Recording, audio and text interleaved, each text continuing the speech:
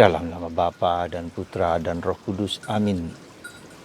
Allah Bapa di surga, kami mengucap syukur bahwa Engkau memilih kami untuk Kau utus pergi kemana-mana untuk membawa pesan-Mu kepada orang lain, supaya mereka mengerti apa yang Kau maksudkan bagi kehidupan mereka. Bantu kami ya Bapa, supaya kami menyadari tugas perutusan yang luar biasa ini. Kau mempercayakan pesan rahmat yang luar biasa bagi kami. Semoga kami Kau panggil, Kau tuntun, Kau bimbing untuk mendengarkan suara-Mu, untuk dibagikan kepada orang lain. Demi Kristus Tuhan dan pengantara kami. Amin. Saudaraku yang terkasih dalam Kristus, Injil hari ini berbicara tentang tugas perutusan Yesus. Yesus memanggil ke-12 murid dan mengutus mereka berdua-dua. Saudara, tugas perutusan itu sebetulnya tugas yang sangat-sangat mulia. Sangat-sangat berharga. Seandainya Anda atau kita dipanggil, dipilih oleh Presiden untuk membawa pesannya kepada orang tertentu, itu berarti suatu penghargaan yang luar biasa, bahwa Tuhan memilih aku, memilih diriku, dan membawa supaya kita membawakan pesan ini kepada orang lain. Bukan pesanku, tapi pesan Presiden atau pesan Yesus kepada orang lain. Ya. Dan itu mengandaikan bahwa kita harus mengerti apa yang dimaksudkan, dipesankan olehnya kepada orang lain. Di sini kita melihat bahwa motivasi dasar kita adalah pesan Tuhan, kehendak Tuhan, bukan kehendakku. Dan untuk itu kita harus memahami, harus berdialog, harus bertanya, harus bergaul, harus mengerti apa sih yang sebetulnya menjadi kehendak Tuhan. Karena itulah Yesus mengatakan, kalau kamu diutus, jangan bawa apa-apa. Jangan bawa logistik yang cukup apapun, jangan. Percayalah kepada Tuhan. Itu mengandaikan bahwa motivasi kita. Sekali lagi yang harus kita sadari, motivasi kita. Ya. Jadi motivasi kita dalam pelayanan dan tugas perutusan adalah motivasi Kristus sendiri. Tidak pernah boleh menjadi motivasiku, bahkan ketika aku ingin orang lain bertobat. Bahkan ketika aku ingin orang lain menjadi lebih baik. Bahkan seperti itu pun, yang sebaik mungkin apapun, itu mungkin bukan motivasi Tuhan, tapi motivasiku meski itu baik. Ya. Dan kita seringkali jatuh kepada hal tersebut ketika kita ingin orang lain bertobat. Ketika orang lain, mungkin suami, mungkin istri, mungkin anak, mungkin saudara-saudara, supaya mereka bertobat, supaya mereka menjadi lebih baik. Sangat mulia, sangat luhur. Tapi apakah kita bisa mengatakan let it be?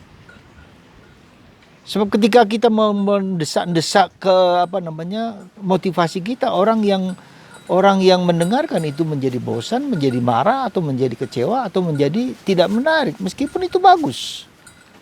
Ya. Jadi saudaraku yang terkasih dalam Kristus, ketika bacaan ini saya renungkan, saya menjadi malu sendiri.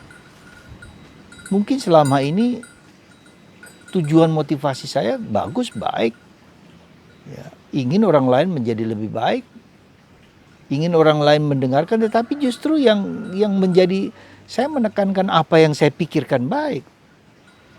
Apa yang saya harapkan baik, orang lain mendengarkan dan menerima apa yang saya wartakan. Dan ini sangat halus dan lembut sekali, saudaraku terkasih. Artinya apa? Sangat halus dan lembut. Mungkin kita mengira ini menjadi kehendak Tuhan. Ya. Betul. Bisa jadi dan bisa benar. Ya. Tapi apakah memang Tuhan menghendaki demikian untuk orang tersebut pada waktu tertentu, pada saat tertentu? Ya. Jadi saudaraku yang terkasih dalam Kristus, saya kira kita harus lebih menyadari, perlu menyadari lebih dalam lagi akan realitas ini gitu loh. Akan kenyataan ini, akan motivasi kita di dalam karya-karya pelayanan kita. Ya. semurni, sehebat apapun, kita harus tulus. Tulus. Tulus artinya apa? Tulus artinya biarkanlah Tuhan yang menggunakan aku untuk orang lain. Kedua, biarkanlah orang itu sendiri yang memahami dan mengerti bahwa apa yang kusampaikan tidak ada maksud apapun bahkan. Kemurnian dan ketulusan inilah menurut saya sesuatu yang harus kita perjuangkan sungguh-sungguh dalam hidup kita. Maaf, karena ada hujan sedikit.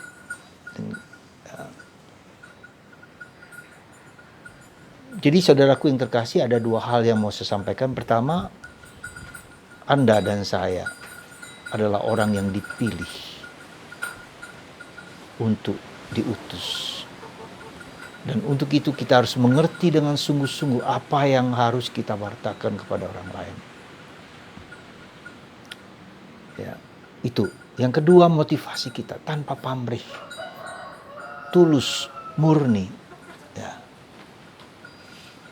Sesuai dengan apa yang Dia kehendaki, bukan kehendakku. Bahkan ketika itu paling murni sekalipun, bahkan ketika itu dia tidak bertobat atau tidak menjadi lebih baik, ya, mungkin tidak sekarang, mungkin lain waktu. Saya melihat misalnya karya-karya gereja Katolik di rumah sakit, di sekolah-sekolah. Seringkali kita tidak bermaksud untuk menobatkan seseorang menjadi Katolik, menjadi apa, menjadi tidak terlalu, mungkin tidak terlalu penting, meskipun esensial. Karena biarkan Roh Kudus bekerja sendiri, Tuhan bekerja sendiri lewat orang tersebut, lewat hidup kita. Nah, tetapi ada satu hal yang menurut saya menjadi sangat dituntut dari kita, dan ini bukanlah yang gampang. Saya pun harus juga memahami dengan baik, yaitu apa? Kita sendiri, pribadiku sendiri. Ya. Pribadiku sendiri yang mendengarkan suara Roh Kudus. Ya. Jadi lebih kepada kerasulan kehadiran, lebih kepada kerasulan hadir bersama mereka, menjadi sama seperti mereka, mendengarkan mereka, ya, memahami mereka, mengerti mereka dengan tulus, dengan jujur, dengan apa adanya. Soal pertobatan, soal mengikuti Kristus, itu adalah tanggung jawab Yesus dan tanggung jawab Roh Kudus. Maka saya ingat akan kata-kata Yesus, ketika kamu dianiaya, ketika kamu diperlakukan tidak adil, ketika kamu ditolak, jangan takut, jangan gelisah, karena Roh Kudus akan menginspirasi kita untuk menjawab apapun juga yang akan menjadi pilihan kita. Jadi sekali lagi saudaraku terkasih, mari kita sadari Anda dan saya dipanggil untuk diutus. Tetapi dengan ketulusan, motivasi yang tulus, yang murni, tanpa pamrih. Sehingga kita bisa bergaul dengan semua orang, dengan siapapun, menjadi saudara bagi setiap orang. Entah dia agama Katolik, agama Kristen, agama Islam, agama Hindu, agama Buddha, siapapun juga. Menjadi saudara bagi setiap orang. Dan itu yang diminta oleh Paus kita sekarang ini. Menjadi saudara, ya, kepada siapapun, ya. Maka kita melihat bagaimana Paulus bisa bergaul dengan siapa saja, menerima siapa saja, meskipun dikritik oleh kalangan gereja, oleh orang-orang internal gereja sendiri. Tetapi itulah yang menjadi saudara. Pertobatan apakah dia menjadi Katolik atau tidak, itu urusan Tuhan. Yang penting dia menjadi manusia yang adalah ciptaan Tuhan, yang diselamatkan Tuhan. Jadi kita harus melihat dulu pribadi manusia yang diselamatkan oleh Tuhan, yang diciptakan oleh Tuhan. Ini dulu, bahwa dia agama Katolik, bahwa dia agama Kristen, bahwa dia bodoh, bahwa dia pandai, bahwa dia berdosa, bahwa dia apapun. Itu adalah bagian dari aksesoris dari pribadinya. Jadi jangan bergerak kepada, kita seringkali, maaf, mungkin kita agak kalau kita perhatikan sungguh-sungguh mengenai motivasi kita melihat bahwa itu orang itu kurang, bahwa kita harus lebih, harus lihat, kaya, miskin, itu kita terperangkap kepada kepada sektarianisme dalam melihat segala sesuatu sudut tertentu. Jadi saudaraku terkasih, mari kita memurnikan motivasi kita. Ya, bahkan mungkin kalau saya boleh katakan, ketika kita mendoakan seseorang, entah itu suami, entah itu istri, entah itu anak, entah itu bapak, entah itu ibu, orang yang dekat dengan kita, dan kita berjuang supaya orang itu bertobat. Mungkin itu benar. Mungkin itu harapan kita dan maksud kita bagus. Tapi lebih daripada itu, kita ada kata Jawa yang disebut, yang seringkali diartikan negatif, pasrah.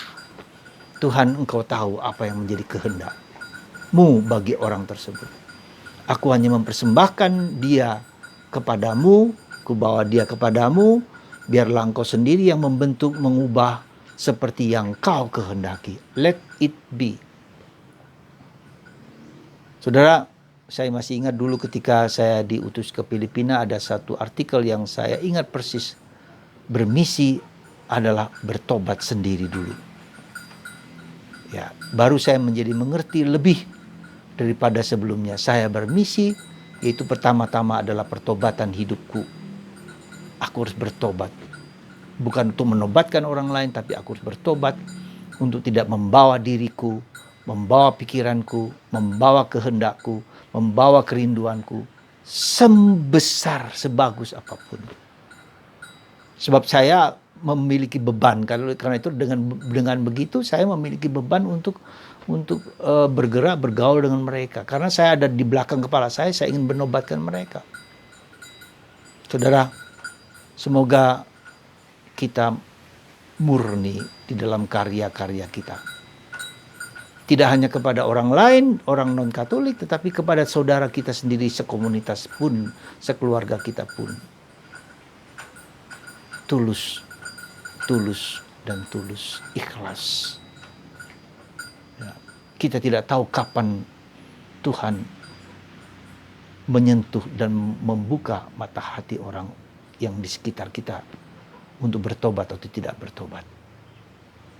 Saudara, semoga tugas perutusan yang Tuhan berikan kepada kita, kita terima dengan penuh syukur, dan kita bagikan kepada orang lain dengan ikhlas dan tulus, tanpa bermaksud apa-apa selain kehendak Tuhan.